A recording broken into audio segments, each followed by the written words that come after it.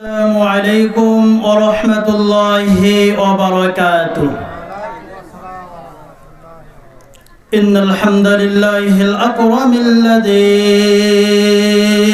خلق الإنسان وكرم وعلمه من البيان ما لم يعلم فسبحان الذي لا يحصى امتنانه باللسان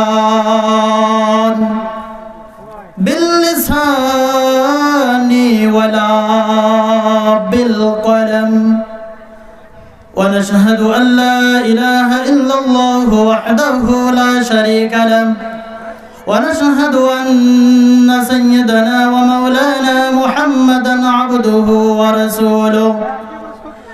أعوذ بالله من الشيطان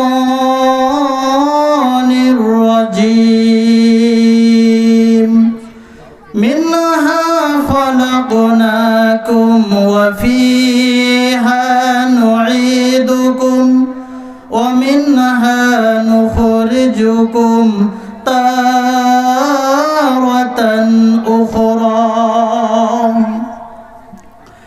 আলহামদুলিল্লাহ, মহান আল্লাহ সুবহানাহু ওয়া তাআলার আলিশান দরবারে লাখো কোটি শুকরিয়া, যিনি আমাদের সকলকে আজকের এই তাফসীরুল কুরআন মাহফিলে আসার তৌফিক দান করেছেন। এই জন্য সেই মহান রব্বে কারিমের দরবারে দিলের অন্তরস্থল থেকে জবান খুলে উচ্চ আওয়াজে একই বাক্যে কালিমাতুশ শুকর আদায় করি। সকলে বলি আলহামদুলিল্লাহ। আল্লাহ তাআলার শুকরিয়া আদায় করতে কোনো সমস্যা আছে?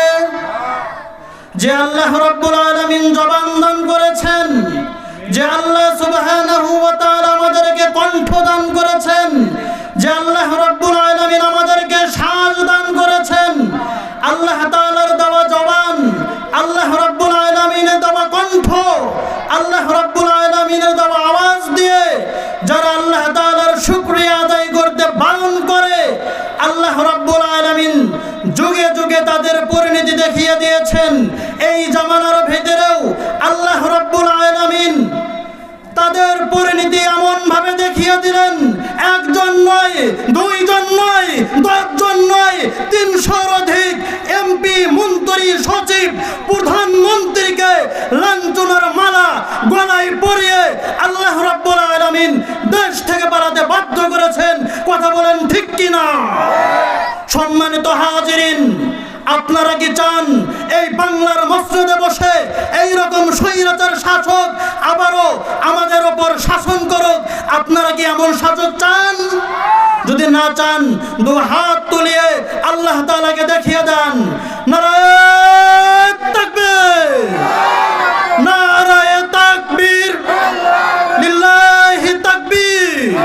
আল কোরআনের আলো, আল হাদিসের আলো, হাত নামান। সম্মানিত হাজিরিন, ইতিহাস ভুলে গেলে চলবে না। ইতিহাস থেকে আমাদেরকে শিক্ষা নিতে হবে, ইতিহাস আমাদেরকে বুঝতে হবে। আল্লাহ রাব্বুল আলামিন বান্দাদেরকে ছাড় দেন, বান্দাদেরকে ছেড়ে দেয় না। বান্দা, তুমি কোরআনের বিপক্ষ যাইতেছো, যাও। তুমি মুসলমানের দাড়ি নিয়ে কটাক্ষ করো, দাড়ি থাকলেই তুমি হুজুরদেরকে জঙ্গি বলো, পাগড়ি টুপি থাকলেই হুজুরকে মৌলবাদী বলো, হুজুরকে তুমি কটাক্ষ করো। দিন ইসলামের পথে চললে জঙ্গি বলে, জামাতে ইসলাম বলে, জামাতের নেতা বলে, জেলের মধ্যে ভরাও, তুমি যত পারো ভরাও। কিন্তু তুমি জেনে রাখো, আমি আল্লাহ তাআলা যদি চাইতাম তাৎক্ষণিক তোমাকে পাকড়াও করতে পারতাম, কিন্তু আমি আল্লাহ রাব্বুল আলামিন তোমাকে ছাড় দেই। ছাড় দেওয়ার মানে এমন নয় যে আমি তোমাকে আমার রশি থেকে ছেড়ে দিয়েছি। সম্মানিত হাজিরিন, বান্দা যখন কোরআনের বিপক্ষে যাইতে যাইতে, হাদিসের বিপক্ষে যাইতে যাইতে, বিভিন্ন শরীয়তের বিরোধী কাজ করতে করতে বান্দা যখন ফিরাউনের কাতারে চলে যায়, আবু লাহাবের কাতারে চলে যায়, উমাইয়া ইবনে খালফের কাতারে চলে যায়, আল্লাহ রাব্বুল আলামিন ফিরাউনকে যেমন মৃত্যুর আগে কালিমা পড়ার তৌফিক দান করে নাই, তেমনি ভাবে এই বর্তমান খুনি হাসিনা এই যে সরকার ছিলেন পালানোর আগে শেষ ভাষণ দেওয়ার তৌফিক দান করে নাই। কথা বলেন ঠিক কিনা? সম্মানিত হাজিরিন, আমাদেরকে ভুলে গেলে চলবে না। সকলকে আমাদেরকে দুনিয়ার বুক থেকে বিদায় নিতে হবে। আমাদেরকে আল্লাহর সামনে দাঁড়াতে হবে।